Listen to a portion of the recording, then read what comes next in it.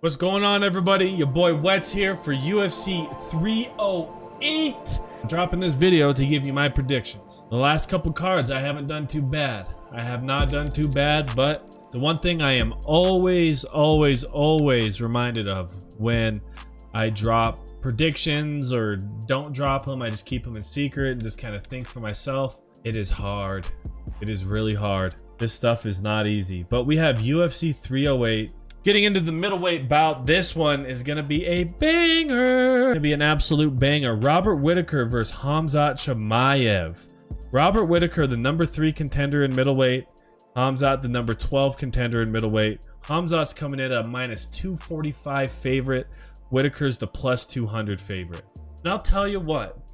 A lot of people are going to go say Khamzat. Why would people say Khamzat? He went on that crazy run in like 2021, 2020 time-ish, where he fought like 3 times in a month and it was just crazy, and he was like this big boogie man. And then once he got into that Gilbert Burns fight, I mean, it was shown that he's human. I think that was at welterweight, so he's up a weight class because he's that big, so that's another thing to take into consideration. But when he fought Usman, when Usman came up from welterweight up to middleweight to fight him, I feel like if that was a 5-round fight, Kamaru Usman would have won that 100%. He was getting dragged to the ground, taken down, you know, whatever. But once he was on the feet in that 3rd round, even maybe a little bit in at the end of that 2nd round, dude, Kamaru was doing his thing. So, and I think these odds are, I would consider them somewhat fair just based off of what we view Khamzat as. But who's he fighting? He's fighting Robert frickin' Whittaker. Isn't his middle name the Reaper? Or something like that, man.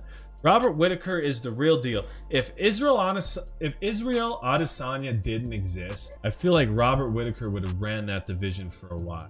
Maybe not ran it, but he would have had a couple more title defenses and he would have been a champ for at least a year or 2. He was that good. He even gave Izzy good fights. That 3rd fight between him and Izzy, people say that he may have won that. And I could see why. I thought Izzy won the fight, but Robert made it a discussion. Did he really lose that fight? The 2nd fight, I mean, it is what it is. But we're not even gonna get into that truly. That's not what we're here about. We're here to talk about who's gonna win this middleweight bout. Robert Whittaker or Khamzat Chimaev. It is gonna be a 5-rounder. Holy smokes. 5 rounds? 5 rounds, I'm hammering Robert Whittaker. Robert Whittaker got the hands. He can defend takedowns for the most part. Like, Robert Whittaker is an absolute dog, dude. He's a menace. That loss to Dricus, that sucked. But I am taking Robert Whittaker.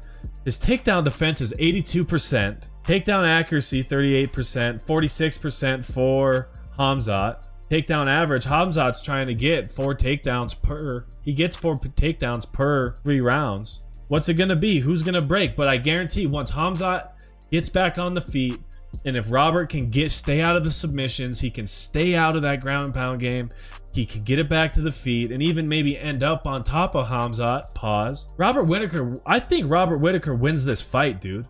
I really do. And Khamzat's the real deal. Don't get it twisted, but Khamzat doesn't have the gas tank. He tries to burn it all right away. He tries to get you out of there quick.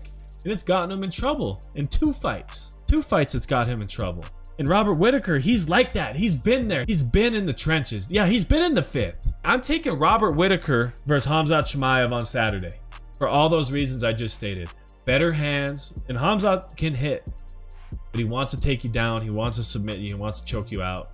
He wants to make it quick and easy. He wants to look dominant. Is that his downfall, that he wants to look that dominant? Everyone wants to look dominant out there, right? I'm not saying that, but he wants to make it quick and easy from my perspective. I don't know the guy. I don't know what his thoughts are, but my perspective, it looks like he gets in there and he's going straight for the takedown and he is going to try and choke you out. Book it. Robert Whittaker, you heard it here. We're going Robert Whittaker, man, for the featherweight title. If you watch MMA, even if you're a fair-weather fan like people may consider me.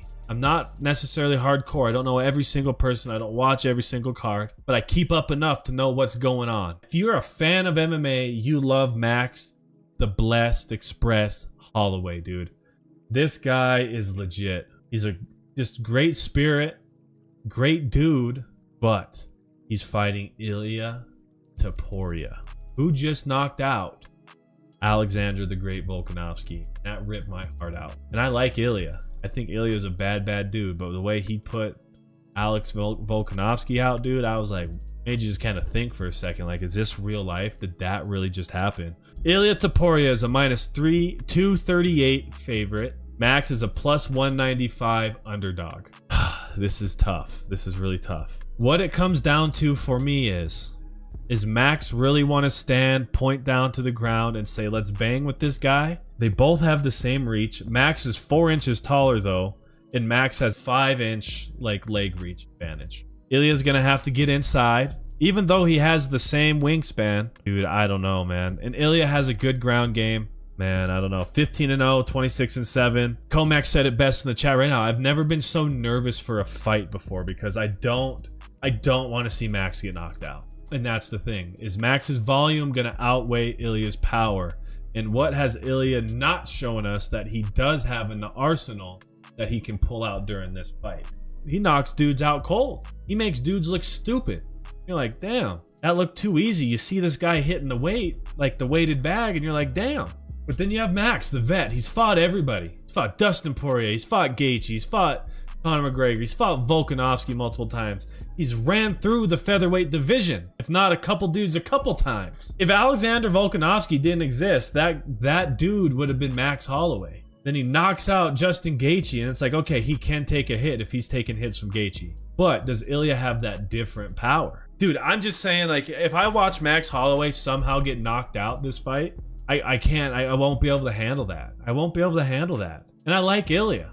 But you know what? Max is an absolute warrior, man. And that's the thing about this sport. These dudes are insane. They're on different levels. For this fight, for the featherweight title, I'm going to take Conor McGregor. No, I'm just kidding. Max Holloway versus Ilia Topuria. Who am I going to take? Does the volume outweigh the strength?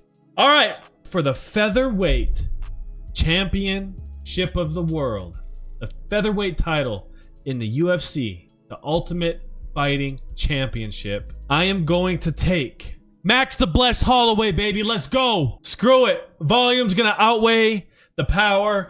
Max is gonna be hold the title again. What is that gonna be? 3-time featherweight title holder? Who knows? But give me Max the Blessed Holloway, dog. That's my picks right there. Robert Whittaker and Max the Blessed Holloway for the main event and the co-main event. You heard it here on this channel. It is what it is. I hope I'm right, man. A lot's gonna come out of this. It's gonna be a great card top to bottom, but couldn't be happier, dude. Ah, man, love y'all. Thank you for tuning in, dude. Thank you guys for tuning in. I appreciate it. Please like the Facebook channel. Please like the YouTube video. Give the YouTube channel a subscribe. I want to shout out Introvert Olympics. I want to shout out everybody who watches this. Thank you guys so much. I love you. Max the Bless and Robert Whittaker, baby. Let's go.